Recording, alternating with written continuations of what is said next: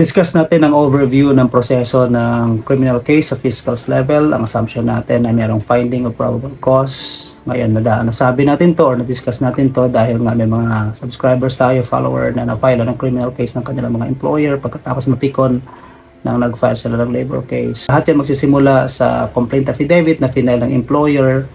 Then, mag-issue na subpoena si fiscal na sagutin ito ng counter affidavit. Yung counter affidavit sagutin ng reply affidavit. Ang reply affidavit pwedeng sagutin ng rejoinder affidavit. At ang rejoinder affidavit pwedeng sagutin ng rejoinder affidavit. Then si fiscal mag-i-issue ng resolution, finding probable cause.